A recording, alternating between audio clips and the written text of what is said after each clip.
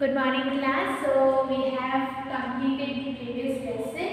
In lesson number 3 we will discuss next week. Before that we will start lesson number 4, which is Mughal Empire establishment and extinction. So in this lesson we are going to see about Mughal Empire कि कैसे वो start हुआ, कैसे वो establish हुआ, कैसे वो India में रूल एक स्ट्रॉन्ग एम्पायर की तरह बिल्ड हुआ और उसका एक्सटेंशन वो कैसे अपने एंड की तरफ उसने रीच किया. So in this lesson we are going to discuss completely about in Mughal empire and the establishment and extension and whatever they have done, good or bad things, how their administration work was in India at that time, that we are going to discuss in this lesson. So we are going to discuss it from the textbook. One by one we will go into each topic given in the textbook. So it was an Independence Day which was celebrated on 15th of August. There was a boy called Pratik who saw national flag being unfurled at Red Fort on his TV at home. तो उसने national flag को अनफ्लड होते हुए red fort पर, लाल किले पर national flag को open करते हुए देखा. तो he even saw different pictures of the red fort. उन्होंने रेड फोर्ट की डिफरेंट पिक्चर्स देखी. तो प्रतीक ने अपनी क्लास टीचर को रेड फोर्ट के बारे में पूछा. द टीचर ने कुछ रेड फोर्ट्स की पिक्चर्स ली, उसके आर्किटेक्चर मॉन्यूमेंट्स के बारे में इंटरनेट से लेकर उसे स्टूडेंट्स को शो किया. और उसे शो करते time teacher told them that those monuments were constructed during Mughal period. तो जो मुग़ल पीरियड था, जब मुग़ल एम्पायर इंडिया में था, उस टाइम पे red fort was builded and she decided to tell them all about the Mughal rule. तो जो क्लास टीचर थी उन्होंने डिसाइड किया कि वो मुग़ल एम्पायर के बारे में, मुग़ल रूल के बारे में प्रतीक और उसके क्लासमेट्स को बताएंगी. So Delhi was under Ibrahim Lodi's rule during that time and Babur ruled in Kabul Afghanistan. So जो दिल्ली था वो इब्राहिम लोदी के रूल में अंडर में था और जो बाबर थे वो काबुल अफ़गानिस्तान में रूल कर रहे थे. और जो बाबर थे he was the ruler of Mughal dynasty और उन्होंने दिल्ली में अटैक किया इन द ईयर 1526 CE. और जो इब्राहिम लोदी थे उन्हें डिफीट करके, उन्हें हरा कर बाबर एक जो बैटल ऑफ पानीपत था उसे विन कर he came into the rule on Delhi throne. The beginning the Mughals ruled near Delhi. तो बिगनिंग में जब उन्होंने दिल्ली को डिफीट किया, इब्राहिम लोदी को डिफीट किया, उस टाइम पे he was only ruling the places near Delhi and Delhi. पर बाबर वॉन मैनी बैटल्स और उन्होंने अपने जो एम्पायर को एक्सटेंड किया. And now in this lesson we will see how this Mughal age or Mughal period was, how their administration worked and how they lived, how their social life was at that time. Okay, the first topic is the main events of Mughal dynasty, in which we are going to see first about Babur 1526 to 1530. That was the period when he ruled over Delhi. So in 1527 CE, he fought a battle with brave Rana Sanga at Kanwa, in which Babur defeated him as his army was equipped with cannons. तो जो बाबर थे उन्होंने defeat किया राणा सांगा को.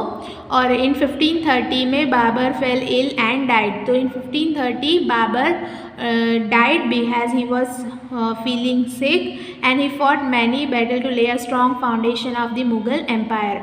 पर उन्होंने बहुत सारे युद्ध लड़े थे और जिसकी वजह से उन्होंने एक स्ट्रॉन्ग फाउंडेशन मुग़ल एम्पायर का इंडिया में रखा था. And gain control over areas near Delhi and Agra. उन्होंने दिल्ली और आगरा के पास के बहुत सारे एरियाज़ पे अपना कंट्रोल, अपना हक जमा लिया था. He emerge victoriously in most of the battles. और बहुत सारे युद्ध जो उन्होंने लड़े थे उस सब में उन्होंने एकदम शौर्य के साथ विक्ट्री हासिल की थी, मतलब जीत हासिल की थी.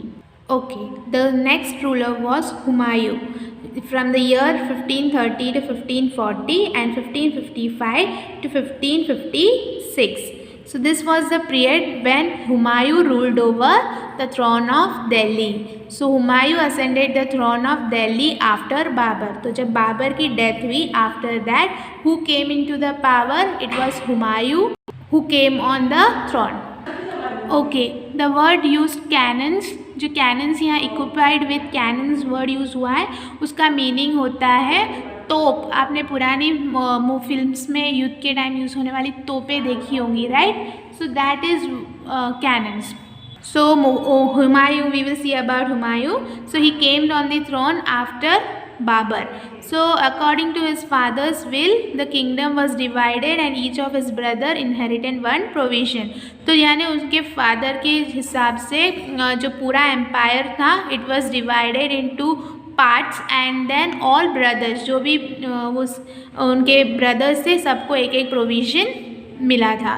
एंड हुमायूं ने बहुत सारा स्ट्रगल किया था उनके brother Kamran and the Afghans to gain the power.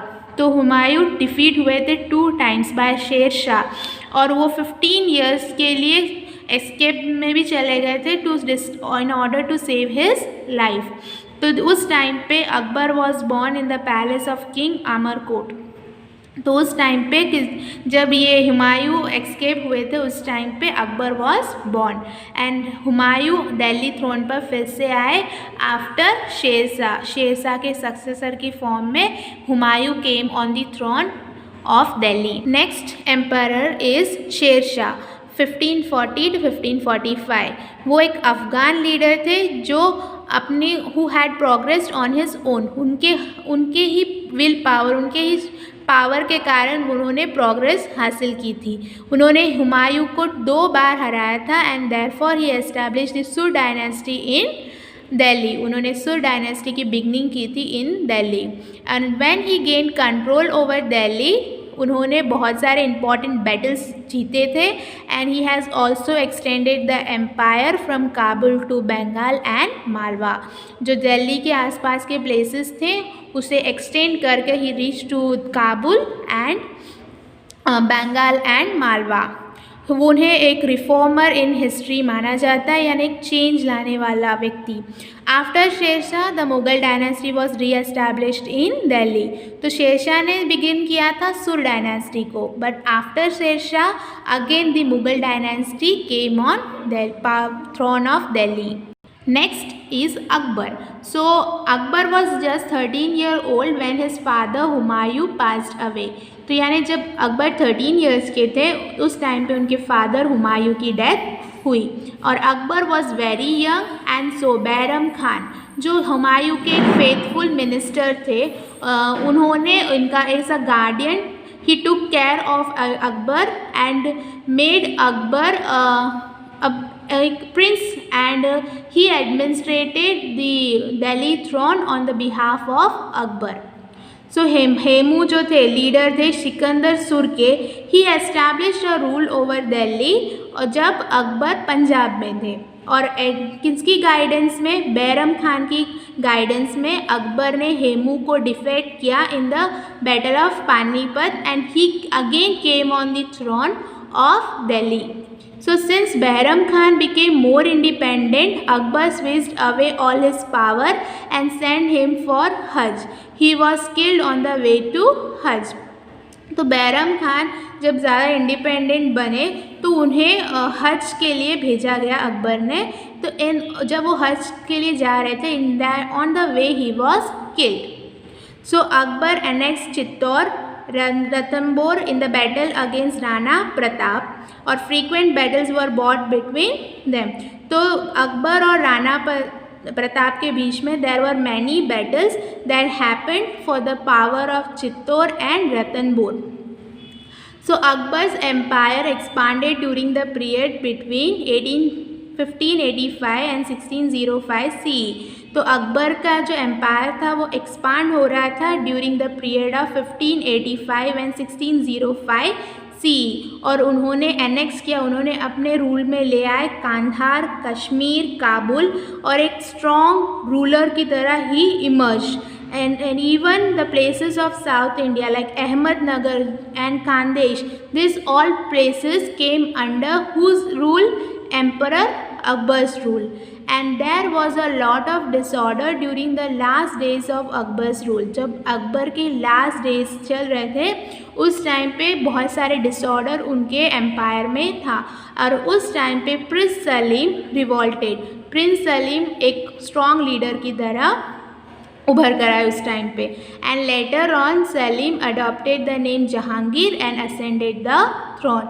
और उन्होंने अपना नाम सलीम से जहांगीर रखा एंड वो दिल्ली थ्रोन पर आफ्टर अकबर पावर में आए. We have already gathered a lot of information about different rulers of Mughal dynasty like Akbar, Humayun, Babur and Sher Shah Suri of the Suri dynasty. तो हमने 3 रूलर्स मुग़ल डायनेस्टी के देखे और एक शेरशाह सूरी जो सुर डायनेस्टी से बिलोंग करते थे. वी हैव गेन्ड नॉलेज और you can say information about the dynamic rulers, right. So now on the basis of this let us know कि उनका एडमिनिस्ट्रेशन सिस्टम जो सोसाइटी की वर्किंग थी, किस आर्ट एंड आर्किटेक्चर स्टाइल जो follow होता था. We are going to see all those things. So next, relation of Mughals with other rulers. तो जो मुग़ल रूलर्स थे उनका दूसरे रूलर्स के साथ रिलेशनशिप कैसा था. तो जब हुमायूं एस्केप हुए, हमने देखा था in Humayun part that he escaped for 15 years. So even the Hindu rulers gave him shelter. तो उस टाइम पे हिंदू रूलर्स ने भी उन्हें हेल्प की थी, उन्हें शेल्टर प्रोवाइड किया था. Therefore their culture was reflected in the upbringing of Akbar. तो वो कल्चर अकबर की अपब्रिंगिंग में भी दिखता है. मतलब Humayun, Akbar was the son of Humayun only. He took the help of Hindu rulers when he ascended the throne. वो जब राजा बने तो उन्होंने हिंदू रूलर्स से भी हेल्प ली थी. He knew that he would not be able to run in India if he ignored the Rajput rulers, because उनको awareness थी कि if he want to rule in India, he want to bring his empire into power, then he has to have a good relationship with Rajput rulers. इसलिए उन्होंने good relationship maintain किया with the Rajput rulers and even won their confidence, उनका विश्वास भी जीता. The rulers who did not accept his authority had to face him. तो जो rulers उनकी अथॉरिटी में नहीं मानते थे, उनसे फ्रेंडशिप नहीं करते थे, उनके साथ Akbar used to have a battle. And जो सिसोदिया राजपूत थे, जो रूलर्स थे, he did not accepted his rule and had many confrontation with him. So that's about how the Mughals had relation with other rulers. Here we will see the tradition of inheritance. जो inheritance थी, जो successor next राजा कौन बनेगा, वो inheritance जो system था वो कैसे चलता था. तो जो किंग होते थे, he was responsible for appointing the successor of the kingdom. तो राजा अपना नेक्स्ट सक्सेसर, नेक्स्ट कौन राजा बनेगा वो डिसाइड करते थे. It could usually be the oldest son. तो यूजुअली वो किसको राइट मिलता था, तो जो नेक्स्ट बड़ा बेटा होता है, he was getting the right to be the next successor of the kingdom. But during the Mughal rule all the son would get an equal share of empire. पर जब मुगल रूल था तब हर राजा के हर बेटे को equal rights, equal share empire का मिलता था. This kind of hierarchy was implemented during Humayun range. After that, rulers conspired against each other for the throne, and brother would quarrel with one another for the throne, and whoever won ascended the throne of Delhi. तो ये ऐसी implementation Humayun के range तक चली. फिर बाद में क्या हुआ कि रूलर्स कॉन्स्पायर करते थे, मतलब एक दूसरे के साथ अलायंसेस फॉर्म कर कर, झगड़ा कर कर जो जीते उसका पूरा थ्रोन. तो वो एक सिस्टम प्रिवेलेंट में आने लगा. So that way the tradition of inheritance started changing. Next, administration system. So the subedari system was implemented during the Mughal period. तो सूबेदारी सिस्टम इम्प्लीमेंट हुआ था मुग़ल पीरियड में. तो अकबर ने अपने किंगडम को 15 सेक्शंस में डिवाइड किया था और हर सेक्शन को सुबह या प्रोविजन के नाम से he was telling that sections, each section was named after a subha और provision. तो जो सब sections होते हैं सुबह के was called the government and the sub section of government was known as pragana. तो यानी हर एक सेक्शन को सूबा बोलते थे, उस सूबा के सब सेक्शन को गवर्नमेंट और गवर्नमेंट के सब सेक्शन को परगना। तो जो परगना के हेड होते हैं वॉज कॉल्ड आमिर, जो रेवेन्यू कलेक्ट करते थे, मतलब जो टैक्सेस पे होते थे उस रेवेन्यू को कलेक्ट करने की रिस्पॉन्सिबिलिटी किसकी थी? आमिर की। और ग्राम पंचायत होते थे विलेज लेवल में, और उस ग्राम पंचायत के हेड होते थे पटेल, चौधरी, ये सब उन ग्राम पंचायत के हेड होते थे। Gram panchayat were held in village level. So during this time various executives were appointment, तो वो बहुत सारे एग्जीक्यूटिव्स ऑफिसर्स अपॉइंट हुए थे during the Akbar's administrative system. Okay, तो जो अकबर का रूल था उस टाइम पे पिलग्रिमेज टैक्स, मतलब टेम्पल्स विजिट करने के लिए, मॉस्क विजिट करने के लिए कोई टैक्स नहीं था, तो इस वजह से there were huge crowd in pilgrimage centres. तो Akbar was considered to be most tolerant and benevolent king among the all Mughal rulers. तो जितने भी मुगल रूलर्स हैं उन सब में अकबर को एक बहुत अच्छा टॉलरेंट और जो लोगों के बेनिफिट के लिए वर्क करे ऐसा एक किंग माना गया है। He regularly organise religious meet in the prayer hall at Sikri, और it was also called discussion hall of as religious matters were discuss there. तो वो रेगुलर मीटिंग्स करते थे प्रेयर हॉल में ताकि रिलीजियस मैटर लोग एक दूसरे के साथ रिप्रेजेंटेटिव्स के साथ डिस्कस करें, और जो भी मेन रिप्रेजेंटेटिव्स, जो मेन ऑफिसर्स हैं, all attended this religious meeting. तो जो रॉयल कोर्ट थे वो उसमें अकबर के रॉयल कोर्ट में वॉज अडॉर्ड बाय स्कॉलर्स, मतलब जो स्कॉलर्स होते who have great depth knowledge about religious things were present in the royal court of Akbar.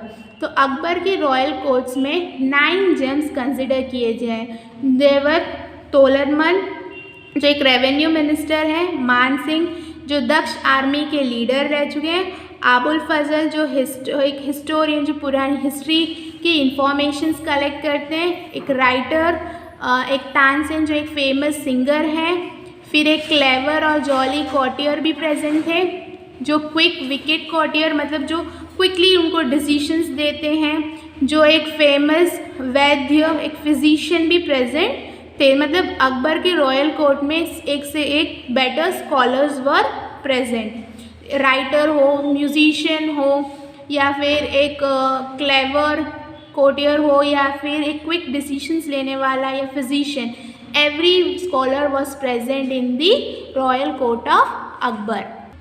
Reforms made by Sher Shah, तो जो चेंजेस शेरशाह लाए थे in the rules of Delhi were like this. So Sher Shah ruled over Delhi for 5 years, उन्होंने 5 years तक दिल्ली के throne पर rule किया है, एंड उन्होंने बहुत सारे रिफॉर्म्स इंट्रोड्यूस किए थे उस 5 years के शॉर्ट स्पैन में। वो एक बेटर रिफॉर्मर थे देन अ वॉरियर, मतलब वो बहुत सारे बदलाव लेकर आए थे, उन्होंने ज़्यादा युद्ध नहीं किए थे पर उन्होंने चेंजेस बहुत सारे लाए थे। तो he prepared a table for revenue collection based on the type of land and production, तो किस तरह का लैंड है और उस लैंड में क्या प्रोड्यूस हो रहा है उसके बेसिस पर वो रेवेन्यू कलेक्शन चार्ट प्रिपेयर करते थे, और उस same method was followed by Akbar when he became the ruler. He removed the toll booths so that there would be a free transportation of goods। तो जो टोल बूथ्स थे जहाँ से revenue collect होते थे वो उन्होंने स्टॉप किया ताकि जो ट्रांसपोर्टेशन हो रहा है गुड्स का एक प्लेस से दूसरे प्लेस वो फ्री हो। उन्होंने रोड्स कंस्ट्रक्ट किए थे ताकि ट्रेडिंग बिजनेस इंक्रीज़ हो, और जो पेडेस्ट्रियंस है जो पैदल चलते हैं उनकी कन्वीनियंस के लिए बेटर रोड्स का कंस्ट्रक्शन वर्क हुआ था, जो आगरा और बहरमपुर, आगरा और मारवाड़ और लाहौर और मुलान को कनेक्ट करता था वो, और बहुत सारे ट्रीज प्लांट करते थे रोड्स की साइड्स पे, रेस्ट हाउस का कंस्ट्रक्शन हो, मतलब they were the rulers who work for the benefit of people. वो स्ट्रिक्ट थे अपनी आर्मी के डिसिप्लिन को लेकर, and he was very considered as he took all the orders of the army very strictly. Villagers को harass होने के लिए या विलेजर्स के वेलफेयर के लिए ही वर्क करते थे. कोई हरासमेंट विलेजर्स को वो करते नहीं थे. उनके क्रॉप्स को डिस्ट्रॉय नहीं करते थे. During this range kotwals were responsible for arresting criminals. तो कोतवाल्स अपॉइंट होते थे जो कोई क्रिमिनल हो उसे अरेस्ट करने के लिए. और Sher Shah was himself very activated and motivate others to by keeping them busy at work.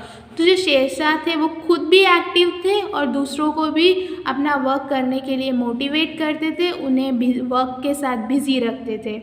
So that's it about this video.